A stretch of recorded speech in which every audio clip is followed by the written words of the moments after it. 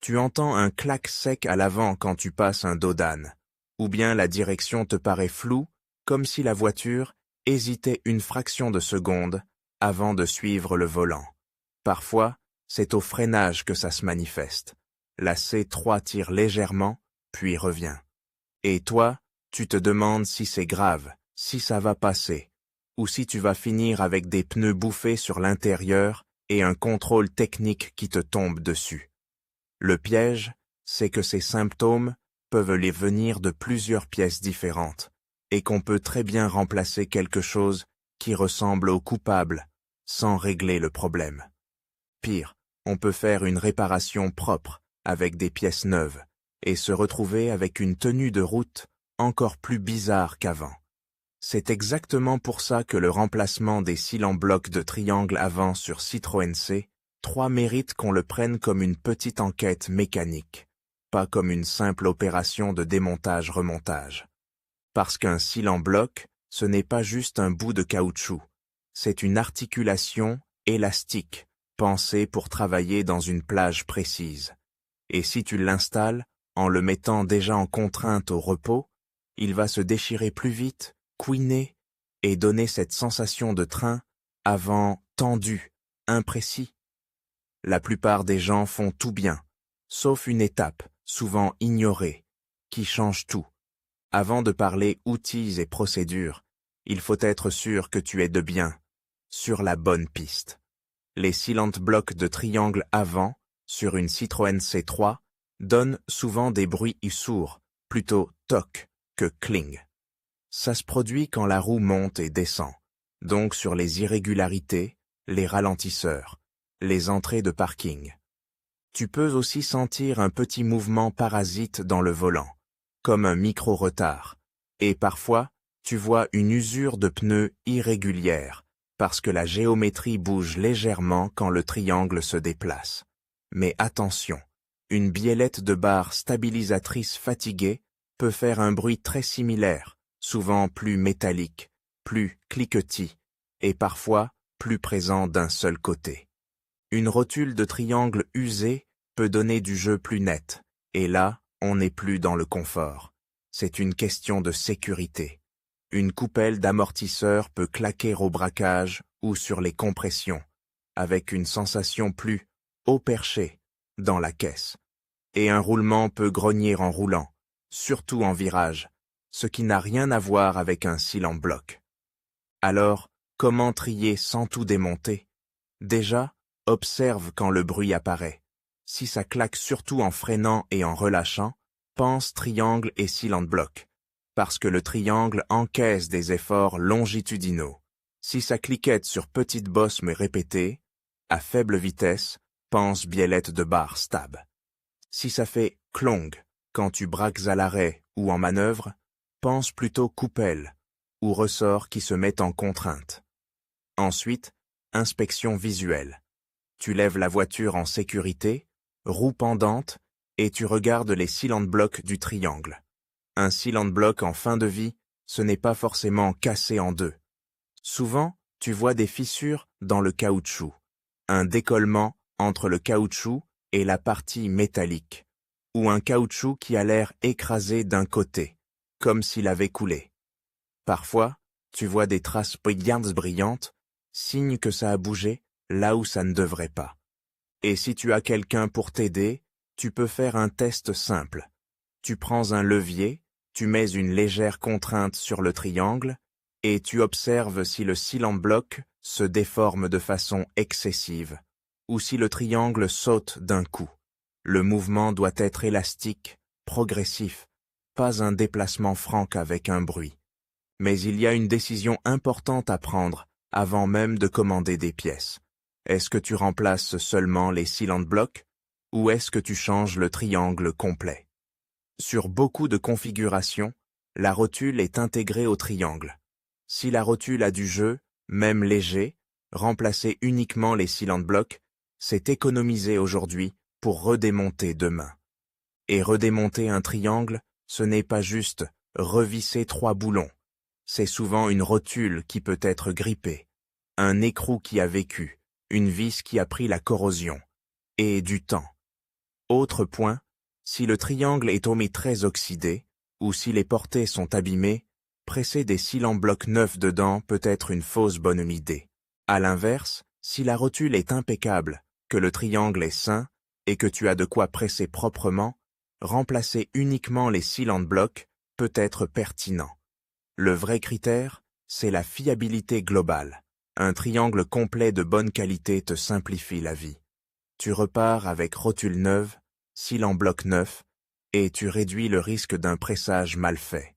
Mais si tu choisis des cils en bloc seuls, il faut accepter que la qualité de montage devient aussi importante que la qualité de la pièce. Parlons justement des pièces. Sur le triangle, tu as généralement un cil en bloc avant et un cil en bloc arrière, et ils ne travaillent pas de la même manière. L'un gère davantage les efforts longitudinaux, l'autre stabilise et filtre. Certains cils en bloc ont une orientation, des repères, des méplats, des flèches ou une forme asymétrique. Ce n'est pas décoratif. L'orientation conditionne la façon dont le caoutchouc se tord et se détend. Si tu le montes tourné de quelques degrés, tu peux créer une contrainte permanente ou modifier la souplesse dans une direction. Résultat, bruit, usure, rapide, et parfois une voiture qui suit les défauts de la route. Côté outillage, il faut être réaliste. Tu as besoin d'un cric et de chandelles solides, parce que tu vas travailler sous le passage de roues, avec des efforts. Il te faut des clés adaptées, souvent une bonne rallonge, et idéalement un arrache-rotule ou un outil de séparation propre. Le marteau à l'ancienne peut marcher, mais il peut aussi abîmer le soufflet, marquer le porte-moyeu, ou te faire perdre une heure. Ça roule une heure. Pour les cils en bloc, l'idéal est une presse, mais on peut s'en sortir avec un étau très robuste et des douilles de bon diamètre, à condition de pousser bien droit et de ne pas massacrer le logement. Ce que tu veux éviter à tout prix, c'est de rayer ou ovaliser l'alésage du triangle. Si le cil en bloc ne tient plus serré, il peut tourner, et là c'est la catastrophe, parce que ça couine, ça s'use, et ça finit par prendre du jeu. Et avant de démonter, prends l'habitude qui sauve des réparations. Repérer. Un simple trait au marqueur sur l'orientation du cil en bloc par rapport au triangle. Une photo bien nette, et tu t'épargnes le doute au remontage. Même si tu montes du neuf, tu veux comprendre comment c'était positionné, surtout si la pièce d'origine a des repères. On arrive au cœur du sujet, le remplacement des cils en bloc de triangle avant sur Citroën C3, version propre et durable. Tu sécurises la voiture, tu enlèves la roue et tu te donnes de l'espace. Selon la configuration, tu peux avoir besoin de libérer la biellette de barre stabilisatrice si elle gêne l'accès ou si elle met le triangle en tension.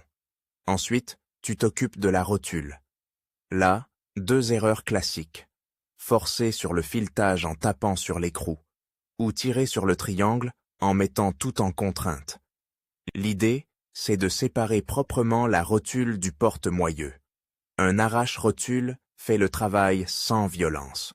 Si tu n'en as pas, certaines de techniques existent, mais elles demandent de la finesse. Tu veux choquer la portée, pas détruire la rotule. Une fois la rotule libérée, tu passes aux fixations du triangle sur le berceau.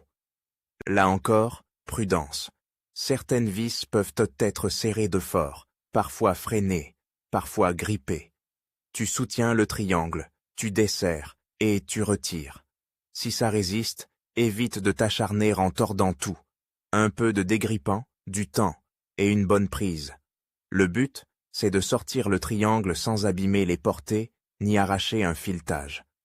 Triangle sur l'établi, tu peux enfin travailler proprement. Pour extraire un cil en bloc, la méthode barbare consiste à brûler le caoutchouc ou à le découper n'importe comment. Ça marche parfois, mais ça laisse des résidus, ça chauffe le métal et surtout ça peut abîmer le logement. Le bon réflexe, c'est la pression contrôlée. Tu choisis une douille ou une bague qui appuie sur la partie extérieure du cil en bloc, pas sur le caoutchouc. Et de l'autre côté, Une douille plus grande pour recevoir le cil en bloc quand il sort. Tu serres progressivement, bien dans l'axe. Si ça part de travers, tu reviens en arrière, tu réalignes. C'est lent, mais c'est propre. Une fois l'ancien cil en bloc sorti, tu nettoies le logement. Pas avec une lime agressive, plutôt un nettoyage pour enlever l'oxydation légère et les saletés, sans enlever de matière. Tu veux une surface propre, parce que le cil en bloc neuf doit être serré dans son logement, pas collé par un produit miracle. Pour la pose du neuf, même logique. Pression dans l'axe, appui sur la bague extérieure. Et là, l'orientation devient cruciale.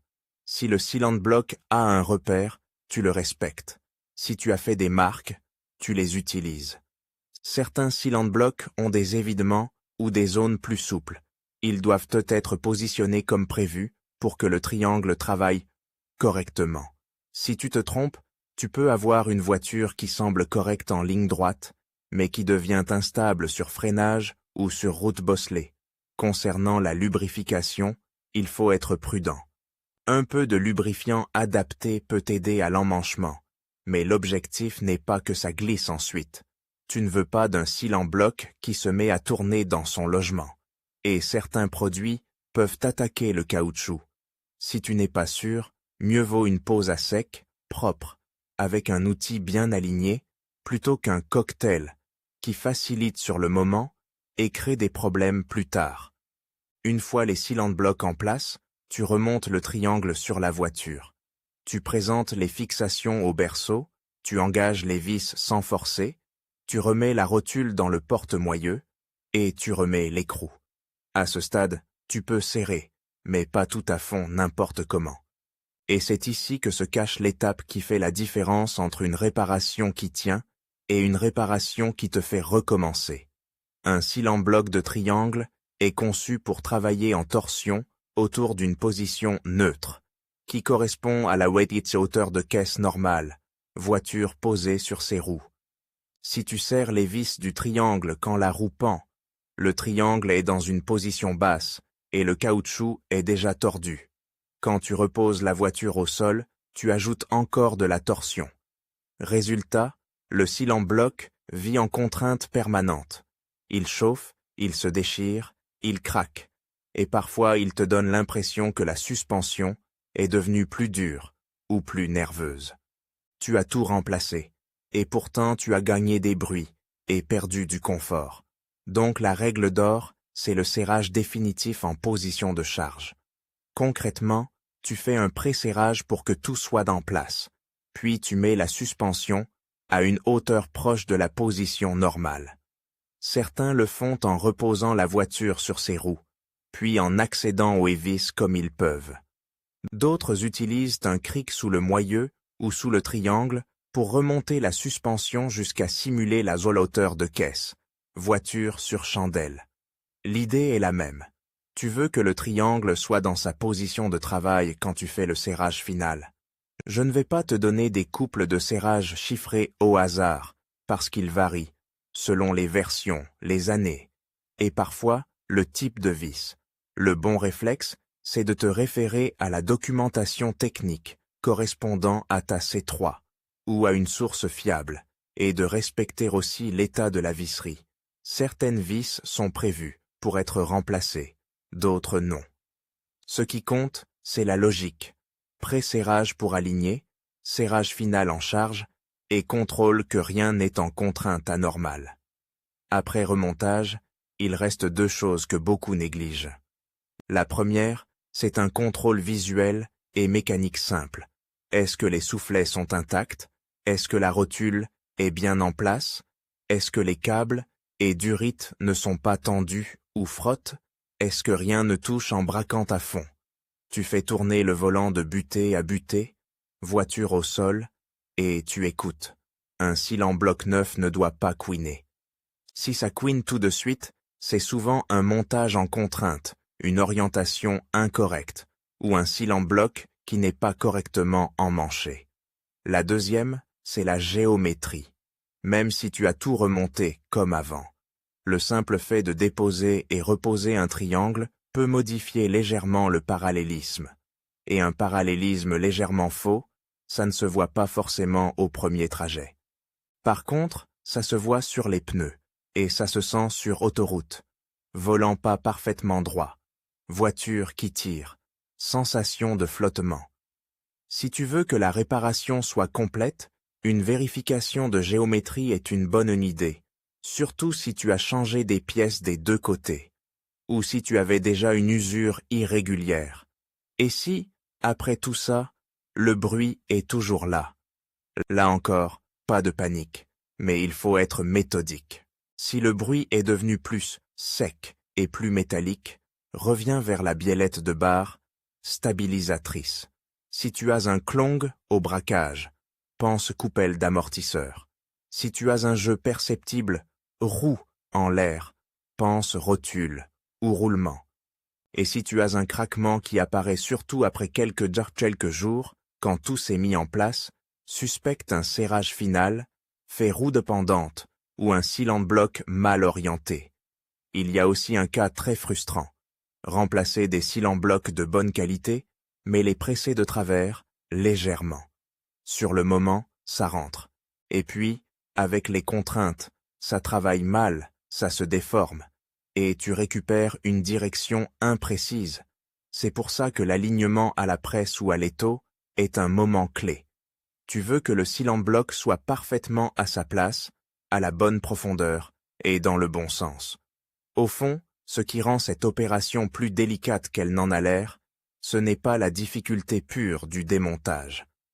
C'est la logique du cylinder-bloc, une pièce qui n'est pas censée tourner librement, mais se tordre autour d'une position neutre. Si tu respectes cette logique, tu peux faire un travail durable, silencieux, et retrouver une C3 saine, qui freine droit, et qui ne flotte plus. Si tu l'ignores, tu peux te retrouver avec du neuf qui se comporte comme du vieux. Alors, retiens surtout ça. Diagnostic avant d'acheter, choisis entre triangle complet et cylinder-bloc seul, en pensant à la rotule et à l'état général, repère l'orientation, presse proprement, et serre en position de charge. C'est ce détail qui transforme un remplacement des cylinder-blocs de triangle avant sur Citroën C3 en réparation réussie, au lieu d'un aller-retour inutile sous la voiture. Et une fois que tout est fait, prends le temps d'un essai routier intelligent. Pas besoin de rouler vite. Tu cherches les mêmes situations qu'avant. Un freinage progressif, un dos d'âne pris doucement, une route légèrement dégradée, un rond-point. Si le train avant est devenu plus net, plus silencieux, et que la direction revient naturellement sans flottement, tu sais que tu as remis la voiture dans sa géométrie mécanique normale. Et ça, c'est le genre de réparation qui se sent immédiatement et qui se paye sur la durée. Moins d'usure de pneus, moins de vibrations et surtout une voiture plus prévisible.